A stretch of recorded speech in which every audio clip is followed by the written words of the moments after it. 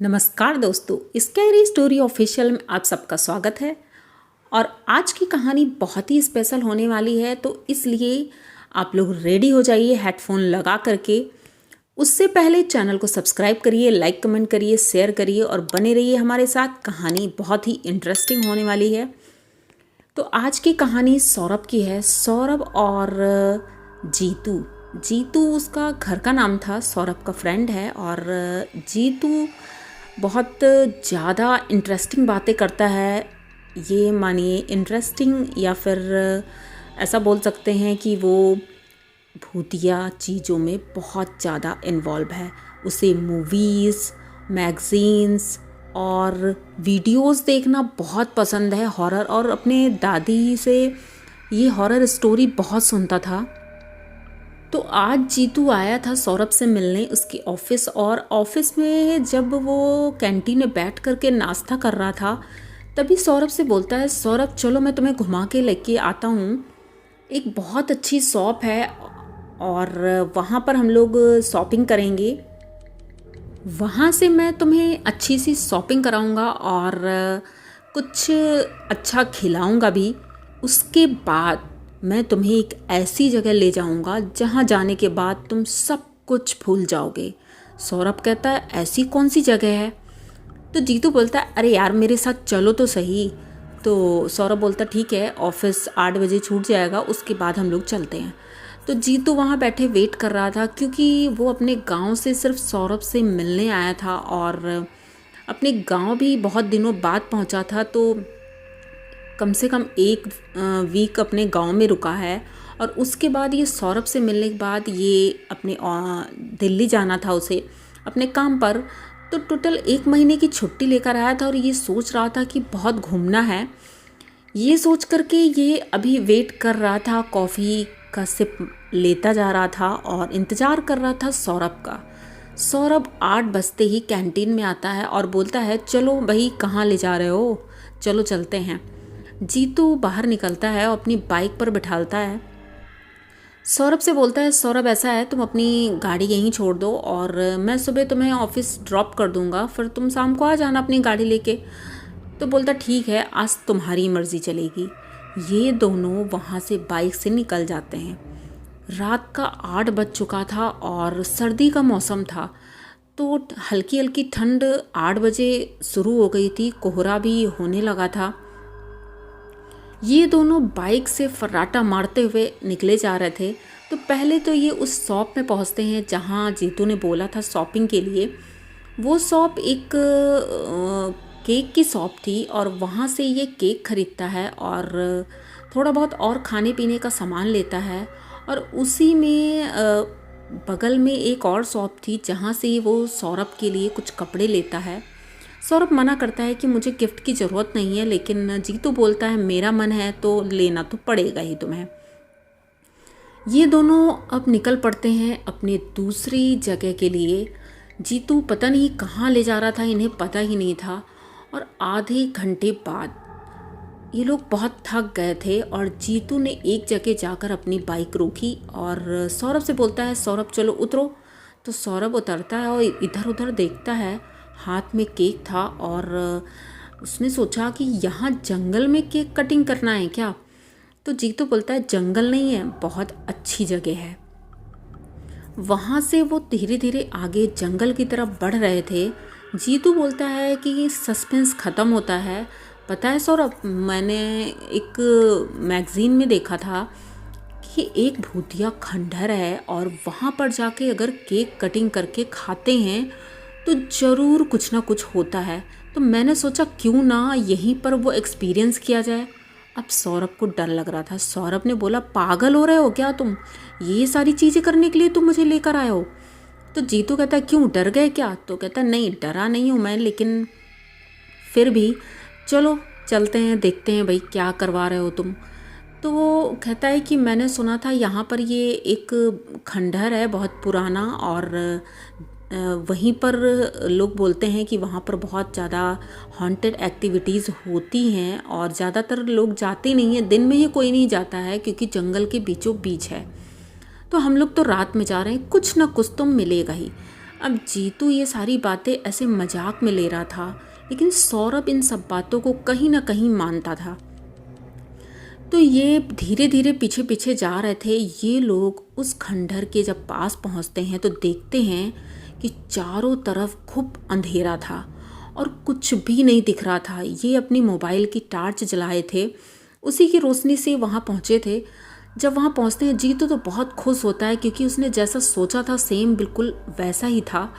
तो ये खंडहर के अंदर जाते हैं और जैसे ही अंदर जाते हैं तो देखते हैं कि वहाँ कुछ अजीब सी आवाज़ें आ रही हैं, जैसे गूंजती हैं आवाज़ें, जबकि एकदम खाली था वो। और दीवारें टूटी हुई, अजीब सी बदबू आ रही थी, लेकिन फिर भी जीतू खुश था। अब ये सौरभ बोलता है कि ऐसा है जीतू, जल्दी से केक कट करो और हम लोगों को अब यहाँ ज़्यादा देर रुकना नहीं चाहिए, क्योंकि ये जगह ठीक नहीं लग रही है। हो सकता है जंगली जानवर भी आ सकते हैं, जंगल है। जीतू बोलता है सौरभ तुम कितना डरते हो। तो कहता नहीं, डरने वाली बात नहीं है, जानवरों से तो डर लगता है ना। तो कहता ठीक है, अच्छा चलो केक कट करते हैं। तो एक पत्थर बना था, बहुत बड़ा सा था, उसी के ऊपर केक रखते हैं और दोनों अपनी मोबाइल की टॉर्च जला लेते हैं। जीतू बोलता है ठीक है, मैं कैमरा लेके आया हूँ, तो कुछ पिक्स लेंगे हम लोग यहाँ पर और ये हम लोग अपने पोस्ट में डालेंगे। तो कहते ठीक है, जो मर्जी आए करो, आज का दिन तुम्हारे नाम, सौरभ बोलता है। तो केक कट करता है सौरभ और जीतू फ़ोटो खींच रहा था, सेल्फ़ी, ढेर सारी सेल्फ़ी लेता है। और जब कैमरे में देख रहा था तो उसने देखा कि सेल्फ़ी जब वो ले रहा था, केक पत्थर के ऊपर रखा था और उस जगह एक बच्चा था। उसने कहा फ़ोटो में बच्चा कैसे दिख सकता है, वो परछाई नुमा एक बच्चा था। ये बार बार देखता है लेकिन सारी फ़ोटोज़ में उसे वो बच्चा दिखता है। इसे कुछ समझ में नहीं आता है। ये अगल बगल देखता है लेकिन वहाँ कोई भी नहीं दिख रहा था।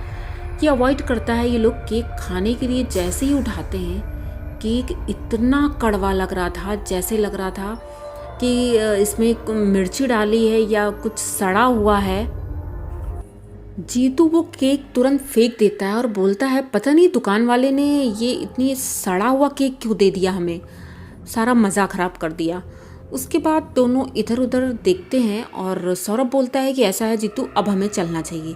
जैसे ही ये चलने के लिए सोचते हैं, अचानक से बादल गरजने लगते हैं और बहुत ज़ोरों की बारिश शुरू हो जाती है। अब दोनों सोचते हैं इतनी सर्दी के मौसम में बारिश तो इस मौसम में बहुत कम ही होती थी, वैसे इस मौसम में बारिश नहीं होती है इतना ज़्यादा। पर अचानक से बारिश होने लगी तो ये दोनों वहीं एक कोने में बैठ जाते हैं। छत तो वहाँ थी नहीं क्योंकि खंडर था वो एकदम। दीवारें मोटी मोटी बनी हुई थी, तो उन्हीं के एक तरफ थोड़ा सा पिलर जैसा ऊपर था, उसके नीचे ये लोग खड़े हो जाते हैं और वहीं खड़े खड़े बातें ही कर रहे थे, इंतज़ार कर रहे थे कि बारिश बंद हो तो हम लोग निकले यहाँ से। तभी अचानक से अंदर से पायल की आवाज़ आती है। ऐसा लगता है कोई नाच रहा है, बहुत तेज़ी से आ रही थी। तो ये दोनों इधर उधर देखते हैं लेकिन कोई दिखता नहीं है और एक तो बारिश इतनी तेज़ी से हो रही थी। लेकिन अब धीरे धीरे जीतू को भी डर लगना शुरू हो गया था। जीतू सौरभ से बोलता है कि सौरभ यार, मुझे लग रहा है कि हमें यहाँ से चलना चाहिए, कुछ ठीक नहीं लग रहा है। सौरभ बोलता है मैंने तो पहले ही कहा था, इतनी रात में ऐसी जगह जाएंगे तो डर तो लगेगा ही, और ऊपर से इतने अंदर हम लोग आ गए हैं जंगल में और यहाँ से निकलना बहुत मुश्किल है। तो जीतू बोलता है चलो ठीक है, थोड़ी देर वेट करते हैं और उसके बाद देखते हैं। तो थोड़ी देर ये लोग खड़े रहते हैं, तभी अचानक से ऊपर से पत्थर गिरने लगते हैं। बहुत, वो दीवारें लग नहीं रहा था इतनी कमज़ोर हैं, लेकिन फिर भी वो पत्थर गिरने लगते हैं। अब ये लोग बचने के लिए इधर उधर भागते हैं लेकिन वो पत्थर इनके लग नहीं रहे थे, इनके पास गिर रहे थे, जैसे कोई इन्हें डरा रहा था, कोई भगाने की कोशिश कर रहा था। किसी बच्चे के रोने की आवाज़ भी आ रही थी। इन्हें कुछ समझ में नहीं आ रहा था। अब ये वहाँ से बाहर निकलना चाह रहे थे लेकिन बारिश की वजह से निकल नहीं पा रहे थे। तभी अचानक से जीतू अंदर की तरफ देखता है तो उसे एक लड़की दिखाई पड़ती है, बहुत खूबसूरत लड़की थी।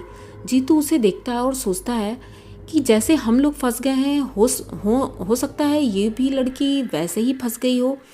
ये उसकी तरफ बढ़ता है। सौरभ रोकता है कि वहाँ मत जाओ, लेकिन जीतू सुनता नहीं है और उधर बढ़ता ही जाता है। वो लड़की उसे बुला रही थी, उसके पीछे पीछे जीतू जाता है और पता नहीं कहाँ गुम हो जाता है। सौरभ बहुत ढूंढता है, जीतू मिलता ही नहीं है। थोड़ी देर बाद बारिश बंद हो जाती है। जब बारिश बंद होती है तो सौरभ पूरे में टॉर्च, मोबाइल की टॉर्च से ढूंढता है, लेकिन जीतू कहीं नहीं मिलता है। पूरी रात निकल जाती है लेकिन जीतू कहीं नहीं मिलता है। अब सौरभ भी वहीं बैठे इंतज़ार करता ही रहता है। सुबह होती है जब 6 बजता है और रोशनी हो जाती है, क्योंकि सर्दी के मौसम में 6 बजे हल्की हल्की रोशनी होने लगती है, 6-7 बजे। तो ये इधर उधर देखता है तो जीतू उसको उस खंडर के पीछे मिलता है और उसकी हालत बहुत ख़राब थी, बेहोश था वो। उसे होश में लाता है ये। जब वो होश में आता है तो उसे कुछ याद ही नहीं था कि वो खंडर के पीछे कैसे गया, और अजीब अजीब सी बातें कर रहा था, बड़बड़ा रहा था। उसकी आंखें जैसे चढ़ी चढ़ी सी थी। सौरभ उसको गाड़ी में बिठालता है और घर लेकर आता है, लेकिन उसकी हालत और ख़राब होने लगी थी। उसकी तबीयत बहुत ख़राब हो गई थी, बुखार था और वो अजीब अजीब सी बातें कर रहा था। कभी बोलता कि मुझे जाना है यहाँ से, ये खंडर की तरफ भागने की कोशिश कर रहा था, पता नहीं क्यों। और उसे ऐसा लग रहा था जैसे कि इस खंडर में उसका कोई है और वो उसको ढूंढने की कोशिश कर रहा था।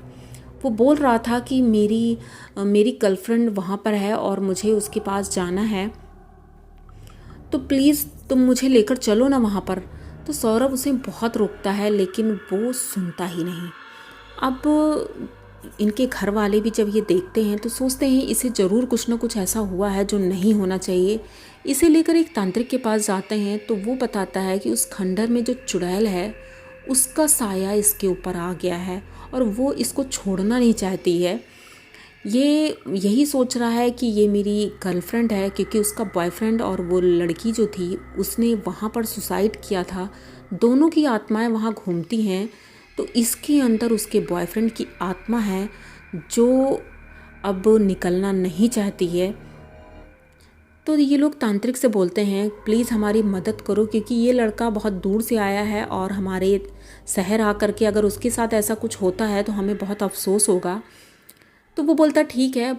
2-3 दिन के बाद वो पूजा एक रखते हैं बहुत बड़ी सी, जिस पूजा में जीतू को बिठालते हैं और हवन होता है, जिसके बाद जीतू ठीक होता है। और आज ये कहानी जब मैं सुना रही थी तो मुझे ऐसा लगा कि जीतू क्या ऐसा कोई भी इंसान है, उसे ऐसी गलती नहीं करना चाहिए, क्योंकि ये सारी चीज़ें इस दुनिया में एग्जिस्ट करती हैं। जैसे भगवान होते हैं वैसे ही शैतान भी होते हैं। तो प्लीज़ किसी का मजाक नहीं उड़ाना चाहिए। तो आप लोगों को ये कहानी कैसी लगी? अगर अच्छी लगी हो तो हमारे साथ बने रहिए। इसी तरह की नई और अनोखी कहानियाँ मैं लेके आती रहती हूँ। तो मिलते हैं फिर किसी नई कहानी में, तब तक के लिए डरते रहिए।